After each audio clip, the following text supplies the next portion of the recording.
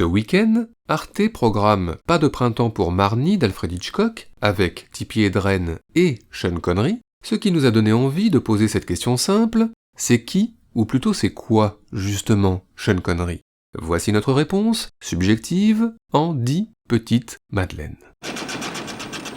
Sean Connery, ce sont tout d'abord au carrefour des années 60, quelques timides apparitions dans des films mineurs, mais avec tout de même un petit rôle dans Le Jour le plus long, ce qui vaut bien un extrait.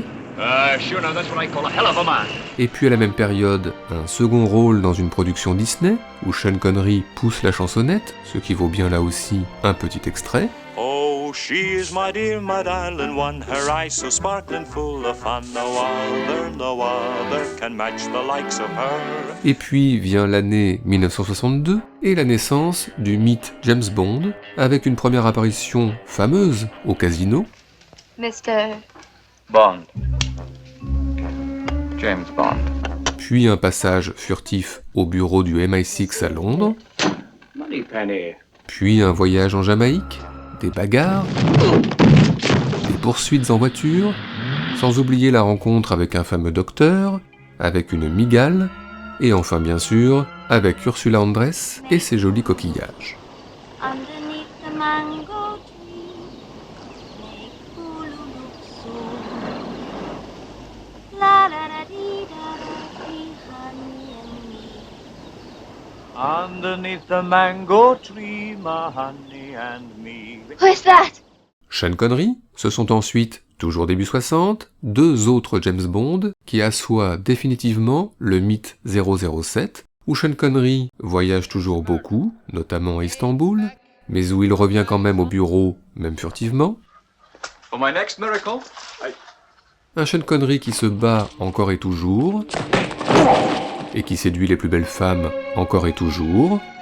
Mais au même moment, en parallèle de James Bond, une autre carrière commence pour Sean Connery, marquée par la rencontre décisive avec Sidney Lumet et un premier film en commun, La colline des hommes perdus, une colline que l'on ne cesse de monter et de descendre, que l'on ne cesse de monter et de descendre.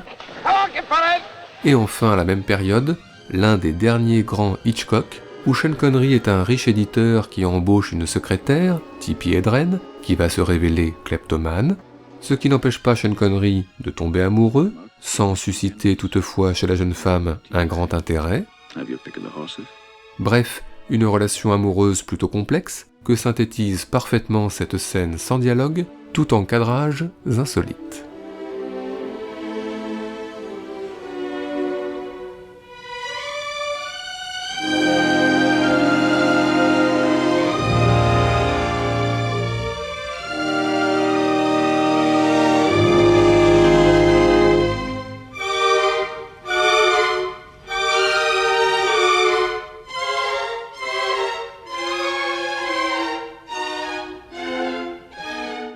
Sean Connery, c'est ensuite à la fin des années 60, la routine James Bond qui continue, avec de nouveaux films et la poursuite des passages obligés, voyages exotiques, affrontements avec les méchants les plus vils, I am Ernst Stavro Blofeld.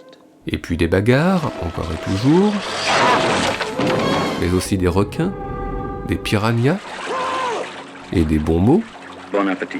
et enfin bien sûr, des baisers, parfois agrémentés de quelques fantaisies.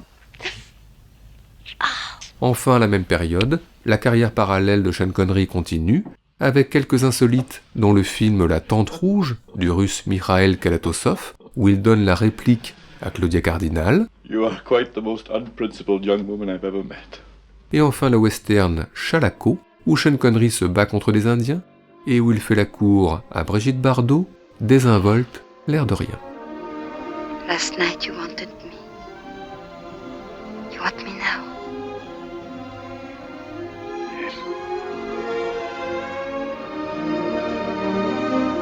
Sean Connery, c'est ensuite au début des années 70, un Martin Ritt où il incarne un mineur revendicatif à la fin du 19e siècle, puis une deuxième collaboration avec Sidney Lumet pour le dossier Anderson, où Sean Connery incarne un gentleman cambrioleur qui prend sous son aile Christopher Walken, tout jeune.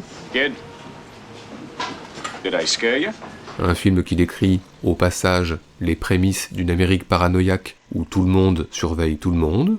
Et puis à la même période, le délirant Zardoz de John Borman, avec un masque de pierre qui vole, Sean Connery et sa saillante moustache et sa saillante tenue rouge, mais aussi Charlotte Rampling toute de vert vêtue, et puis un mariage plutôt insolite,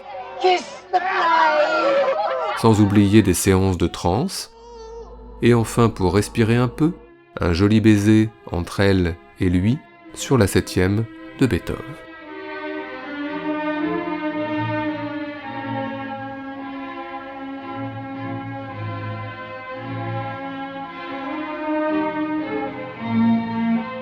Sean Connery, ce sont à la même période 2 films curieusement indissociables. Tout d'abord, Les Diamants sont éternels, énième James Bond avec ses voyages touristiques, son odieux méchant, ses sbires inquiétants, ses bagarres et ses baisers.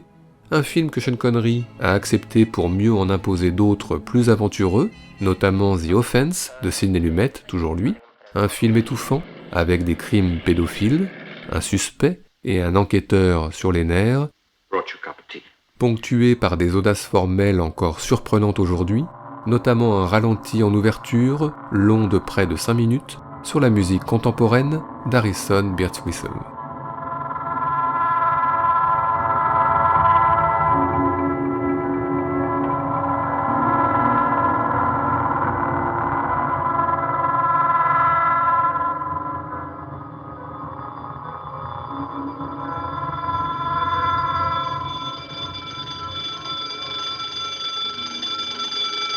God. Oh my God. Sean Connery, c'est ensuite au milieu des années 70, une succession de films d'aventure aux 4 coins du monde, avec La Rose et la Flèche, où il incarne un Robin des Bois vieilli aux côtés d'Audrey Hepburn, et puis Le Lion et le Vent, où il est le guerrier berbère El Rezouli le Magnifique, et enfin en 1975, l'un de ses plus beaux films, L'homme qui voulut être roi, adapté de Rudyard Kipling, avec la traversée, aux côtés de Michael Caine, de dangereuses montagnes, la découverte d'un pays imaginaire, le Kafiristan, et la transformation de Sean Connery en roi, et même en dieu, en tous les cas pour un temps.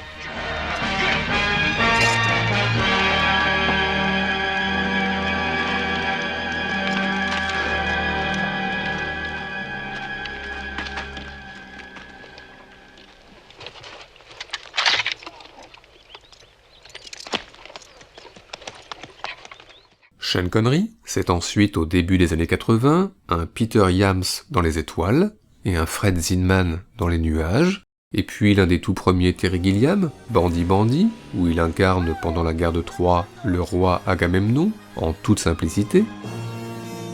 Et puis en 1983, les retrouvailles tardives avec James Bond pour Jamais plus jamais, un James Bond contraint de suivre une cure stricte, ce qui n'empêche pas quelques extras. Beluga caviar, quail's eggs, vodka, foie gras.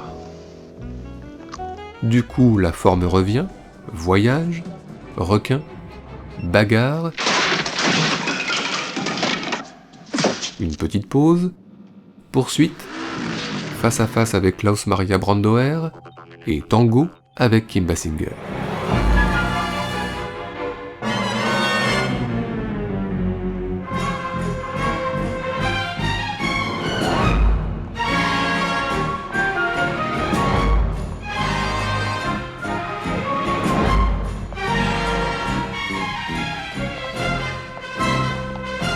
Sean Connery, c'est ensuite au milieu des années 80 une succession de rôles de mentor prodiguant de nombreux conseils avisés dans des contrées et à des époques variées.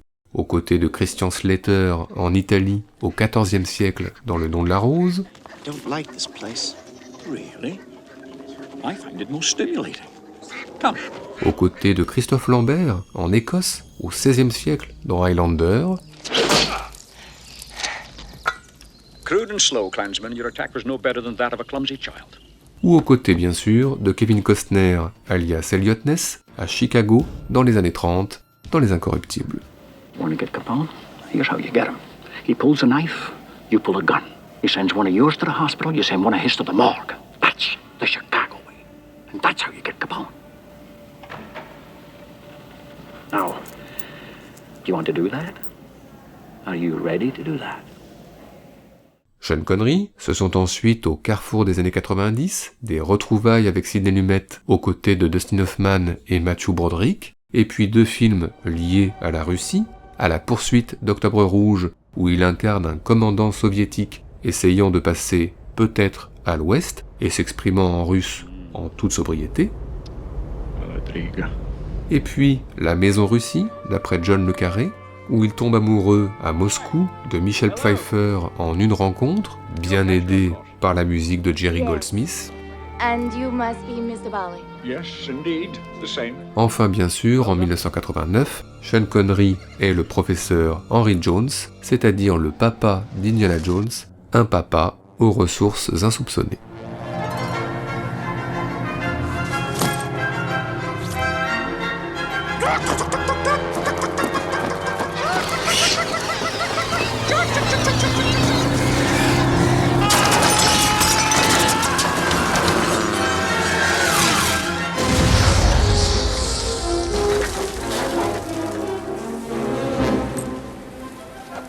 I suddenly remembered my Charlemagne.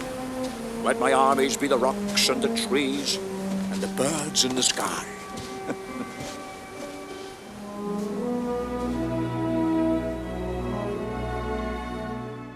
Enfin, Sean Connery, ce sont des années 90 marquées par un net retour au cinéma d'action, avec entre autres The Rock de Michael Bay et une apparition en prison très Michael Bay,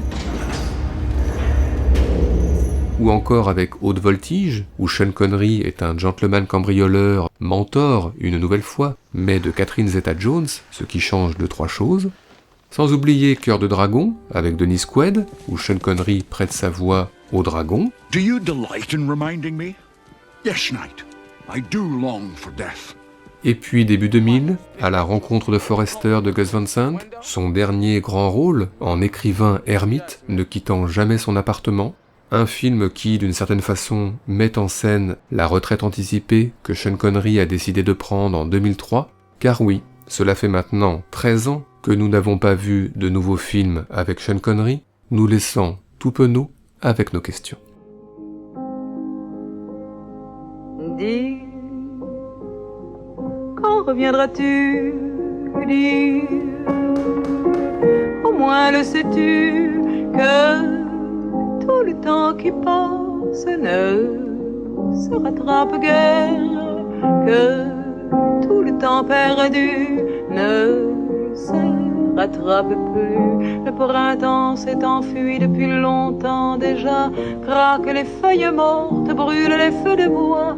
À voir Paris si beau dans cette fin d'automne, soudain je m'alanquille, je rêve, je frissonne, je tangue, je chavire, et comme la rengaine, je vais, je viens, je vire, je tourne, je me traîne. Ton image me hante, je te parle tout bas, et j'ai le mal d'amour, et j'ai le mal de toi. Dis